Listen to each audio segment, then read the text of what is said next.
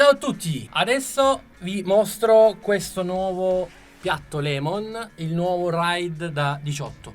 La Lemon ultimamente è stata molto chiacchierata, molto testata, provata. Tutti hanno buttato fuori queste recensioni dei loro piatti, critiche poche, elogi tantissimi per via soprattutto del costo dei piatti e anche chiaramente della loro resa, vanno molto bene, la verità. Niente, questo si aggiunge alla collezione di piatti della Lemon, i piatti elettronici, sempre in emulazione Roland. Anche questo qui è come il ride da 16, è un ride a 3 zone, campana, corpo e bordo. Il piatto vi dico già da adesso che va bene, come gli altri, non c'è niente da dire, i test sono tutti positivi. C'è qualche difetto di cui ora vi parlerò, però sono anche abbastanza trascurabili. Partiamo dal primo aspetto, che è quello della dimensione. Anche questa volta la Lemon ha avuto una misurazione leggermente più scarsa. In che senso? Il piatto non è esattamente da 18, ha qualcosina in meno. Se lo misuriamo viene fuori 45. Faccio vedere così vi rendete conto anche voi. Vedete qui quanto è la misura: 45 e 4.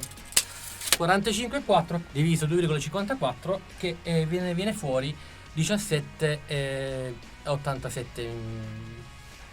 Siamo lì, manca veramente poco per essere 18 pollici, però diciamo che rispetto ai Roland oppure agli Yamaha, che sono precisi 15 o anche leggermente qualcosa in più, potevano in un qualche modo essere più precisi. Secondo aspetto di cui parlare è chiaramente il problema delle zone, cioè quando compriamo questo piatto ci arriva a casa, lo attacchiamo, o almeno sulla Mimic Pro, ma questa volta l'ho testato anche sulla Alesis Strike, le zone sono invertite, cioè bordo e campana sono invertite, quindi bisognerà aprire il coperchio da dietro e invertire i cavi all'interno. Una operazione di 5 minuti, non di più, massimo 10 minuti, lo fai una volta e hai finito. Però diciamo così, è un po' strana questa cosa, perché non si capisce perché dopo tutto quello che è stato detto sul web, sulle varie recensioni, sui test fatti da gente che li prova e che magari li pubblicizza anche, non si capisce perché la Lemon ancora continua a distribuire così. Forse è il motivo che questi piatti sono fatti per essere utilizzati su centraline di media e bassa fascia, perché a quanto pare sulle Roland di fascia medio-bassa pare che vadano bene, però dalla TD30 se non sbaglio in su, quindi 30 e 50, forse anche la 27, non sono sicurissimo. Comunque c'è da fare questa operazione di invertirli. Stessa cosa sulla Mic Pro e anche sulla Strike. È un'operazione molto facile, ho già detto tante volte che bisogna semplicemente togliere il coperchio e si invertono i fili. Niente, l'altro problema che ho riscontrato è più che altro un difetto secondo me, di concetto, di progettazione. Cioè, la campana di questo piatto è leggermente piccola. Avrebbero dovuto, a mio parere, farla anche 1 centimetro, 2 centimetri più larga. Questo cosa comporta? Comporta che quando lo si suona, per essere sicuri, bisogna colpire esattamente la campana, che ha una superficie, come vedete, stiamo parlando di 3 centimetri, forse 4 massimo. Quella è l'area in cui tu devi andare a colpirlo. Diciamo che se sei un batterista esperto, se hai una mano molto precisa, non fai difficoltà ad abituarti. Nel mio caso io ho qualche difficoltà, forse perché non sono molto preciso, forse devo studiare ancora di più, forse questo piatto mi aiuterà addirittura a imparare a suonare meglio. Però se avessero dato una curvatura e anche un diametro leggermente più ampio, sarebbe stato, a mio avviso, un vantaggio del piatto. Comunque, anche perché ho notato che le campane degli altri modelli sono addirittura più grandi di questa, soprattutto quello del 14 ha quasi 1 centimetro di diametro in più, e questo si fa sentire quando si suona. Comunque adesso lo proverò e vi farò vedere che ogni tanto la bacchetta va a colpire il corpo e non la campana, quindi va un po' a seccarmi questo problema, anche se credo che a lungo andare mi ci abituerò. Anzi, sarà anche un vantaggio, perché questa cosa mi aiuterà a suonare meglio. Un ultimo difettuccio che ho trovato sempre sulla campana è che quando tu la suoni con un'intensità estremamente bassa, cioè con i colpi debolissimi, la campana non innesca il suono di campana, ma innesca il suono del corpo. Forse dipende da come è incollata la gomma sulla plastica oppure proprio da come è fatta la gomma. Fatto sta che con colpi molto deboli sulla campana suonerà comunque il corpo. Per me questo non è un problema perché quando lo si suoni, quando stai suonando il ride e suoni la campana, non vai mai a suonare colpi leggerissimi sulla campana, almeno per quanto mi riguarda per quello che è il mio stile. Anche questo è trascurabile. Niente, per adesso credo che è tutto. Andiamo a sentire come suona, come va e ci vediamo dopo. Ok, buon ascolto.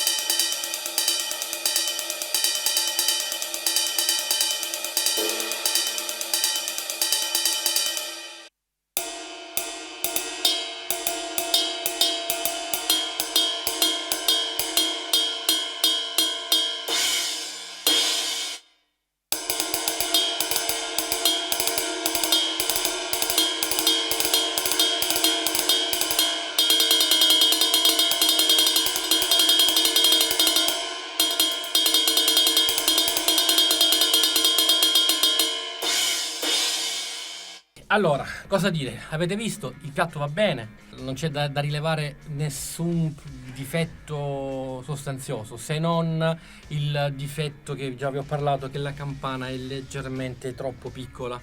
Potevano farla un po' più grande, insomma, si sono un po' sforzati in questo. Questo difetto, diciamo, dal mio punto di vista è accettabile, pensando però al fatto di quanto vai a pagare il piatto, perché se questo piatto lo paghi 65-70 euro ci può pure stare, ma soprattutto paragonato, relazionato alla concorrenza, perché gli altri piatti di questa dimensione da 18 presenti sul mercato hanno un costo che stiamo parlando quasi di 10 volte superiore, 8 volte in più. La concorrenza vende i ride da 18 a 500-550 euro. Non è assolutamente paragonabile come prezzo di mercato.